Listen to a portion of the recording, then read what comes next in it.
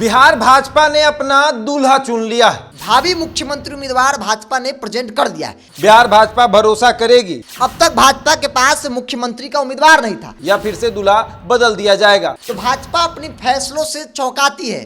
कब किसका प्रमोशन हो जाएगा, कब किसका डिमोशन हो जाएगा। चेहरा एक ही है, मोदी। बाद बाकी किसको उठाना किसको बैठाना है भगवान जाने।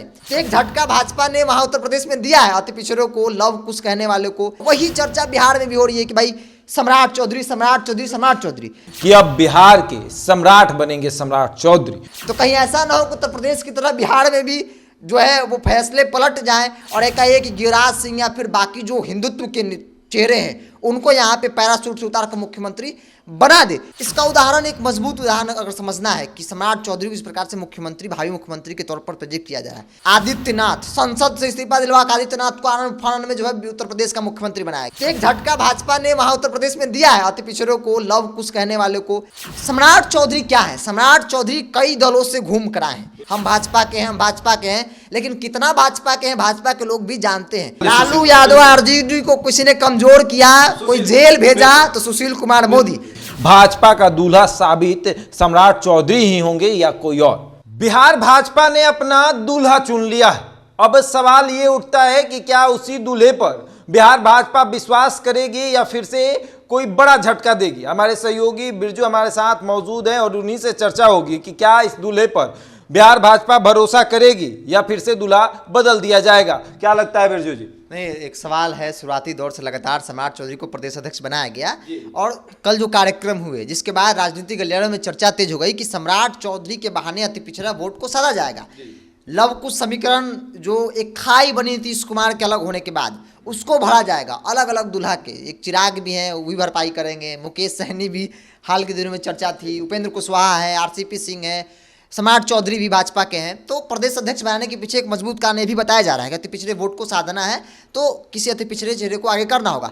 इसके साथ एक बात और चर्चा कि भावी मुख्यमंत्री उम्मीदवार भाजपा ने प्रेजेंट कर दिया है।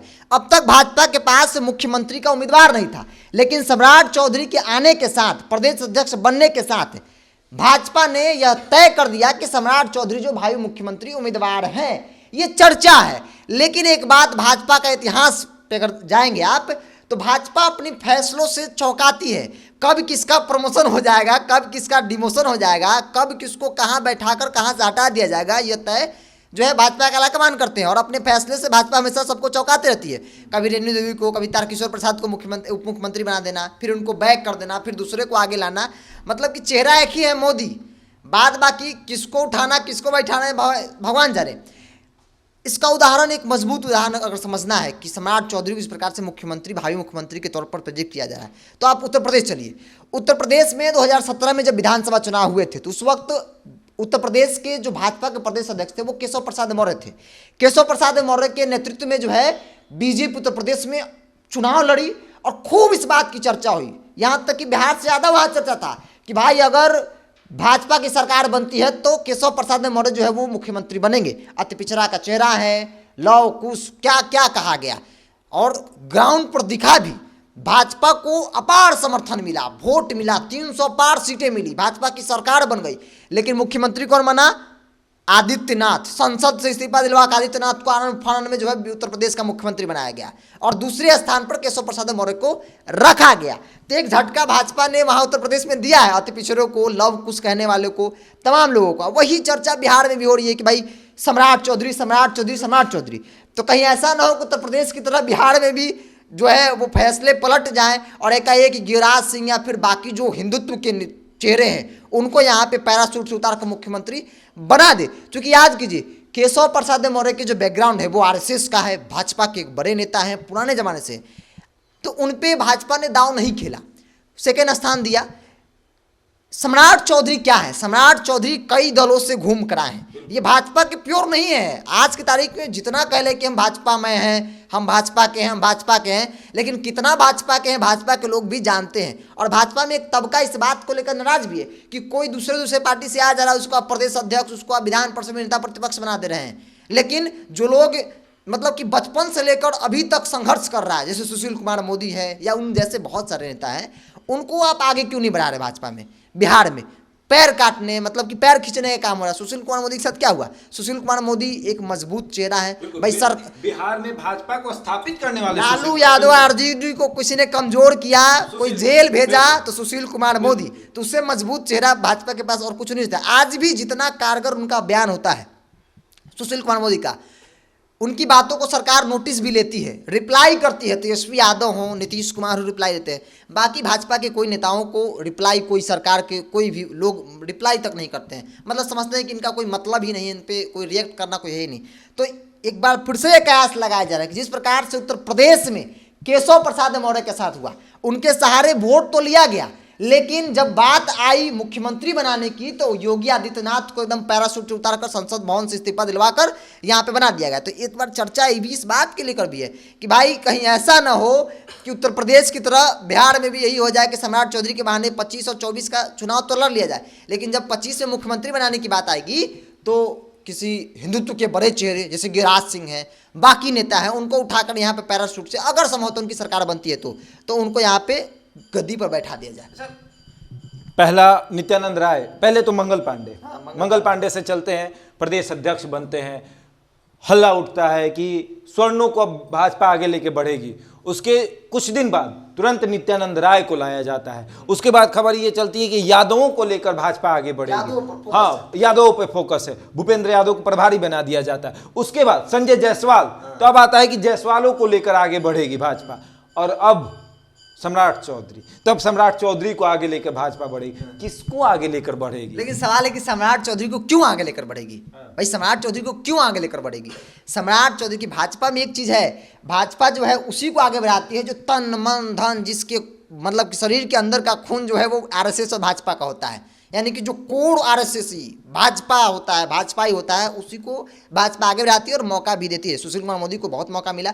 अलग बात है कि भाई बाद में उनका डिमोशन हो गया, उनको दिल्ली भेज दिया गया कि भाई बिहार से नाता तोड़ लीजिए आप।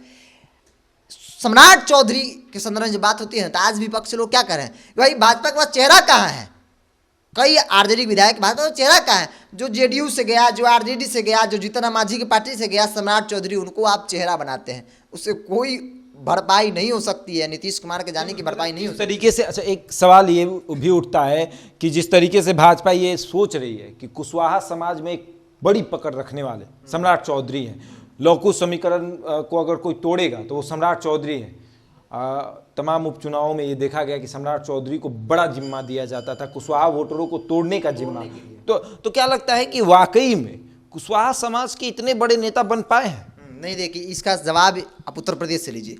उत्तर प्रदेश में 17 में विधानसभा चुनाव प्रचंड बहुमत के साथ भाजपा जो है वो सरकार बनाती है, लेकिन जब वैसे 21 में चुनाव होता है, क्योंकि जो कुशवाहा, जो अति पिछड़ा इस उम्मीद में वोट दिया था कि केशव प्रसाद मौर्य जो है मुख्यमंत्री बनेंगे, वो मुख्यमंत्री नहीं बनते हैं। जब 21 में चुनाव होता है तो केशव प्रसाद मौर्य अपने ही सीट पर चुनाव हार जाते हैं। वही अति पिछड़ा, वही कुशवाहा जो है उनको वोट नहीं देता है, इसलिए वो जान गया कि भाई वोट देते हैं लेकिन मुख्यमंत्री कोई और बन जाता है। तो ये बात देश भर के जो वोटर हैं वो समझ रहे हैं। बिहार का संदर्भ में बात होती है तो वो भी समझ रहे हैं कि भाई बेशक चुनाव से पहले चेहरा जरूर हमारे जाति के लोगों को, हमारे समुदाय के लोगों को बनाया जाता है, लेकिन जब बात आती है फैसले की, जब बात आती है गद्दी बैठाने की, तो भाजपा जो है वो कहीं से किसी को उठाकर बैठा देती है।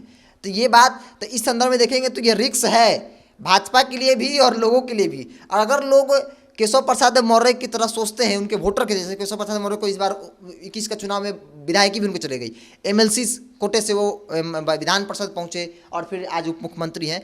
तो ये संदर्भ बिहार में भी है, क्योंकि सम्राट चौधरी से बड़े बड़े नेता हैं, नीतीश कुमार लॉ कुश के नेता हैं, ये बात कोई इग्नोर नहीं कर सकता है। ठीक है, अलग अलग पार्टी में लोग हैं, उसको बढ़ा रहे हैं आगे, तो सेंधमारी हो सकती है, लेकिन यह कह पाना कि 100% वोट को कोई ट्रांसफर करा दे या 50% वोट को कोई ट्रांसफर करा दे सम्राट चौधरी जैसे लोग, तो ये थोड़ा सा डिफिकल्ट है, ये सवाल भी बहुत कठिन है। चलिए, बिल्कुल।